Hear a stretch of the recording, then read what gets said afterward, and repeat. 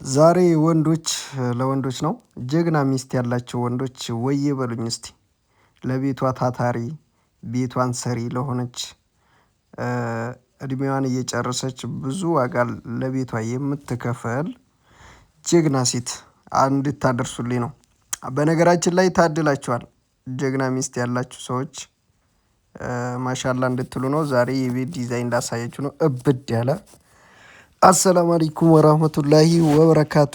ሰላም ምርጦች እንዴት ናችሁ? ልይ ሰላም ናችሁ? እንግዲህ ቤት ነገር ለቅቄላችሁ አላቅም ብዙ ጊዜ። ዛሬ እስቲ ይሄ ቤት አሁን ኤል ነው እንደምታዩት እቃ ፈርሼ ነው። በዛው ቪዲዮ እስቲ ለእናንተ ቀንጨብል አድርግላችሁ ብዬ ነው። ስፋቱን ተመልከቱት። እንግዲህ ጎን በለጎን ሰርቪስ ላሰራ ምናምን የሚባል ነገር የለም። የክላሱን ስፋት ይሄ ፊት ለፊት ያለው መጋረጃ ያለበት ሳሎን ነው። ይሄ ሳሎን እንግዲህ መጅልስ ነው የሚደረገው።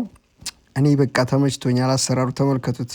በሩ የበሩን ውበት፣ መስተዋቱ የብረቱን ውበት እንዲህ ስትገቡ አቤት እሪ ተመልከቱ። እንግዲህ ከመጅሊሱ አልፈን ወደ አልጋው ክላስ ስንገባ ይኸው ልብ ቅርጽ ወይ ስም ብቻ ነው ያልተጻፈው። እንግዲህ ከልብ ቅርጹ በታች በዛው ሳይዝ ላይ እንደዚህ አልጋ ተደርጓል ማለት ነው።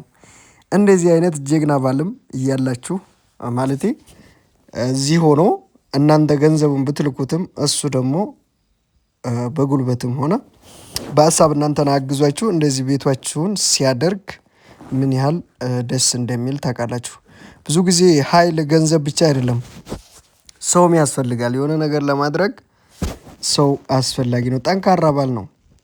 ብር መላክ ብቻ አይረባም። በነገራችን ላይ 1 ሚሊዮን ላኩ 3 ሚሊዮን ላኩ 500,000 ላኩ አይደለም። እዚህ ጋር እንድታዳምጡኝ ዋናው ነገር ጠንካራ ጀግና ባል ይኖራችሁ ወይ ጠንካራ ቤተሰብ ካልሰጣችሁ እናንተ ተረግማችኋል። በቃ ገንዘባችሁ እዚህ ውጣ ውረድ በማይባል ነው የሚያልቀው። ተመልከቱት ይሄን ቤት አሁን እስቲ ይሄ አሁን ጭቃ ቤት ነው ብላችሁ ታምናላችሁ? ብሎኬት ነው የሚመስለው። ተመልከቱ። ይሄ ሁለቱም ግን ያያችሁት ቤት ብሎኬት ሳይሆን ጭቃ ቤት ነው። አያችሁ? ከላይ ያለውን ነገር ኤሬ እንዱ ጠንካራ ሴቶች የምር ይመቻችሁ። እናንተ ቆንጆ ባል የሚንከባከባችሁ ልፋታችሁን የሚያቀላችሁ እዚህ ደግሞ ጠንካራ ሆኖ የሚሰራላችሁ ሰው ካገኛችሁ ጀግና ናችሁ። የእውነት ነው የምላችሁ። አንዳንዴም ሁሉን ነገር አይቶ ዝም ማለት ጥሩ አይደለም። ማመስገንና መፍረድ ጥሩ ነው። እኔ ሐቁን ነው የምፈርደውና የምር ትለያላችሁ። በቃ እናንተን የሚያክል ሰው የለም። አያችሁ ይሄ ቤት ውስጡ ራሱ ምን እንደሚመስል ተመልከቱት። እና አሚን እንድትሉ ዛሬ መረቃችኋለሁ። እንግዲህ ጠንካራ ባል ይስጣችሁ። እስከ ዛሬ ቤት ላልሰራችሁ ይኸው ጀማልን ተመልከቱ። እግሬን አያችሁት? ይሄ ቆሻሻ ነው። አያችሁት? እንደዚህ እስከምንሆነው ዝቅ ብለን የምንሰራው ማን ነው? የእግሬ ቆሻሻ እንግዲህ የሰው ፍራሽ ራሱ ያበላሻል። እቃ ለመውሰድ ስራ ለመስራት ብዙ ነገር ሆናችሁ ነው ስራ የምትሰሩት ማለት ነውና እንግዲህ ጠንካራ ባል ይስጣችሁ። በቃ እኔም እንደምላችሁ አላውቅም። እነዚህ አሁን 2 ቤቶች ባሎቻቸው እዚህ ቆመው በአካል ስላሰሩላቸው ነው። እና ቤቱን እኮ ሰርተው ቤተሰብም ፎቶ ሊልኩላችሁ ይችላሉ። አይደለም ፎቶ ተልኮላችሁ ሳይሆን እዚህ መታችሁ ቤት ውጩ አይደለም ውጩን እኮ ቀለም ቀብተው ሊልኩላችሁ ይችላሉ። ብዙ ነገር ያስፈልገዋል ቤት ወይ የምሬ ነው የምላችሁ። ብዙ ነገር ጎሎት ብዙ ነገር ሆኖ ታያላችሁ። በቃ ብዙ ነገር ጎሎት ታገኛላችሁ። ውስጥ ላይ እናንተ በምትፈልጉት አይነት አይሆንም። በቃ ሙሉ በሙሉ ስትመጡ ነው ቤታችሁ እንደገና የምትቀይሩት። በነገራችን ላይ ውስጡ ማለት ነው ምንም ላይ መቻችሁ ይችላልና ይሄ ግን ሙሉ በሙሉ ጽድት ብሎ በቃ ሁሉም ነገር ኧረ እኔ ምን እንደምላችሁ አላውቅም። እና ብር ስለላካችሁ አይደለም ጠንካራ ሰው ካልሰጣችሁ እናንተ ተረግማችኋል ብዬ አስባለሁ። ወላሂ ላዚም በጣም ከባድ ነውና አላህ ከእናንተ ጋር ይሁን። አሳቢ ባል ይስጣችሁ። ወንዶችም አዳምጡኝ እስቲ። አንዱ ለቤቱ አሳቢ ታታሪ አሁን አንዳንድ አለ ታሪክ ባወራችሁ ማለት ነው። አንድ ጓደኛዬ ከዚህ በፊትም አውርቻችኋለሁ። 2 ልጆች አሸክማ ላከችው ወደዚህ ሀገር ማለት ነው። እዛ ወልደው 2 ልጆች ይዞ መጣ። ከዛ በኋላ እሱ ልጆቹን ማሳደግ ጀመረ። እሷ ደግሞ ስራ ትታ ኢጃዛ ቤት 2 ልጅ ጥላ ባልጥላ። ከዛስ አሁን በዛች ልጅ እናንተ አትጠሩም። ገባችኋ? አንድ ባለጌ ሊኖር ይችላል፣ 1000 ጀግኖች ሊኖሩ ይችላሉ። እንኳን ብር ልካ ቤት ልሰራለትና ልጆቹን ራሱ አሳድጎ ታፍጨርጭሮ ነው እንደገና ስደት ተመልሶ የሄደው ማለት ነው። እንደዚህ አይነት ሴቶች አሉ። ምንም ሳትደውል ልጆቿን ሳትጠይቅ ምን ይባላል እስቲ? አሁን እንደዚህ አይነት ሴቶችም አሉ። ተመልከቱ። የዚህም ቤት ኮርኒስ አሁን እያያችሁት ነው። እኔ በቃ ይለያል ነው የምላችሁ። እና ታታሪ አያገናኝም፣ ብዙ ጊዜ አያገናኝም። ይህን ታውቃላችሁ። ግን ህይወት አያገናኝም። በጣም ህይወት ፈተና ናት። ምክንያቱም ምን ያደርጋል? አንቺ ጠንካራ ስትሆኝ ወንዱ እዚህ አባካኝ ይሆናል። አንቺ 2 ሚሊዮን 3 ሚሊዮን ትልካለሽ፣ እሱ እዚህ ቃሚ ሊሆን ይችላል። ቁጭ ብሎ ይሄን አድርጌያለሁ ይልሻል። ምንም ነገር የለም፣ በቃ ባዶ። ከዛ በኋላ ደግሞ ወንድ ልጅ በጣም ጠንካራና ታታሪ ሲሆን ሴቲቷ ጥጥ በቃ አሰማም። በቃ ለምን እንደማያገናኝ እኔ እንጃ። ብቻ ጀግናና ጀግና አይገናኝም። አንዱን ቀዝቀዝ አድርጎ አንዱን ሞቅ ያደርጋል።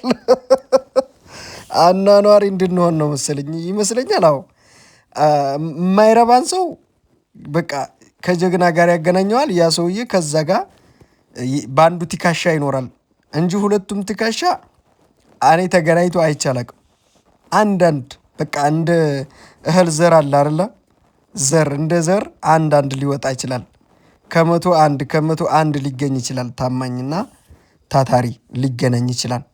እነዛ ደግሞ ብዙ ደረጃ ሄደው ታያላችሁ። እንኳን ቤት ቀርቶ ቤት ሰርተው መኪና ደረጃ ብዙ ደረጃ ደርሰው ልታዩ ትችላላችሁ ማለት ነው። ስለዚህ ወንዶችም ደግሞ ሴት ልጅ ለቤቷ ስትሰራ ስትደክም ለእሷ እንግዲህ ተመልከቱ። አሁን ቤቱን ፏ አድርጌ ጨራርሼ ዘይሬ እየወጣሁ ነው። እንደዚህ ነው የሰው ልጅ እንግዲህ። ውለዱበት፣ ፍቅር ቤት ያደርገው ምናምን ብለን መርቀን ፏ አድርገን ወጣን ማለት ነው። ስለዚህ ሴቲቱ ጠንካራ ከሆነች አንተ ለምንድን ነው ገንዘቧን የምታጠፋው? እስቲ ሰው ልጅ እዚህ ሆኖ ስራ ከሌለውና እንዲህ አድርግ እየተባለ ገንዘብ ከተላከለት ለምን ስራ ፈጥሮ አይሰራም? እንዲህ ለምን እሷንም ገሎ ራስህም ለምን ትሞታለህ? እሷም እዛ አንደኛ በአንተ ናፍቆት፣ ሁለተኛ በስራ እድሜዋን እየተጫወተች ከዛ ገንዘብ ስትልክልህ አንተ እዚህ ቦታ ሆና ለምንድን ነው ይህን ሁላ የምትጫወትባት? ለምን? እና የሆነ አንዳንድ ህይወትም አለ ደግሞ የሚያስጠላ። የሆነ ቤት አረቢያ መጅሊስ ለክቼ ከዛ በኋላ ቆንጆ አድርጎ ነው የሰራው። እሷ እዛ ሆና እሱ በጉልበቱ እሷ በብሯ ማለት ነው። ብዙ አመት የቆየ ትዳር ነውና ከዛ በኋላ ከዚህ ትወስደዋለች። እሷ ቤቱን ከጨረሰች በኋላ ስትወስደው እዛ ሆኖ እዛ ሲደርስ ደግሞ ቤቱን ሽጠን እንካፈላለት ተጣልቶ ማለት ነው። ያ ቤት አሁን ስንት አመት የደከመችበት ሽጣችሁ ስትካፈሉ እስቲ ተመልከቱ። ላላህ ብላችሁ ግን ይሄ ቤት ተሽጦ ሲሸጥ መቼም ለሱም ድርሻ ለእናንተም ድርሻ ስትከፋፈሉ ማለት ነው። እሱም ቦታ ነው አንቺም ቦታ ነው መግዛት የሚችለው። አንድ ሙሉ ቤት ሲሸጥ ብሩን ለሁለት ካረጋችሁት ቤት መግዛት አይችልም። ምንድነው የሚሆነው? ቦታ ነው። እንደገና ቦታ ገዝታችሁ ቤት ለመስራት ደግሞ ሌላ ገንዘብ ያስፈልጋል። ሌላ በጀት ማለት ነው። እና ቤት የሰራችሁ ሰዎች፣ አብራችሁ ብዙ ፈተና ያያችሁ ሰዎች ደግሞ ቤት እስተሚሸጥ ደረጃ አትድረሱ። እስተመካፈል ደረጃ ወላሂ በጣም የሚያሳዝን ህይወት ነው። በቃ ወደኋላ ተመልሳችሁ መኖር ማለት ነው። በቃ ባዶ ህይወት መቅረት፣ እንደገና አዲስ ህይወት መጀመር። ቤታችሁ ተበላሽቶ ወይ ደግሞ እኔ እንጃ ብቻ ለብቻ አርጉ እንዳለን ግድ ነው። የሰው ልጅ በትዳር ነው የሚኖረው። በትዳር መሀል ደግሞ የተፈጠረ ቤት ከተጣላችሁ መካፈል ነው። በጣም የሚያስጠላው ነገር ያቺ ቤት ለሁለት ትከፈላለች ተሽጣ ማለት ነው ገንዘቡን። ከዛ በኋላ እሱም ቤት አይኖረውም እሷም ቤት አይኖራቸውም። ያ ገንዘብ ለሁለት ሲሆን ምን ይሆናል? ቦታ ብቻ ነው መግዛት የሚችለው ኃይሉ ማለት ነው፣ ቀነሰ ማለት ነው። ስለዚህ ይሄን ይመስላል የዛሬ ምክሬ። ከተመቻችሁ ላይክ አድርጉ። እናም ይሄን ይመስላል። ቆንጆ ጠንካራ ባል ይስጣችሁ። ወንዶችም ደግሞ ጠንካራ ሚስት ይስጣችሁ። ጥንካሬ ላይ ደግሞ እምነትና ፍቅር ይበልጣል። ፍቅርና እንትን ሲኖር ሁሉ ነገር ቀላል ነው። እና ይህን ይመስላል። እቃ ማዘዝ የፈለጋችሁት በውስጥ ደውሉልን። የቤት እቃ ቆንጆ ቆንጆ እንወስዳለን። ይመቻችሁ። የዛሬው ቪዲዮአችን ይመስላል። ልብ ቅርጽ እንዳረሱ አልጋ ቤታችሁ ላይ ስታሰሩ ልብ ቅርጽ እንዳይረሳ።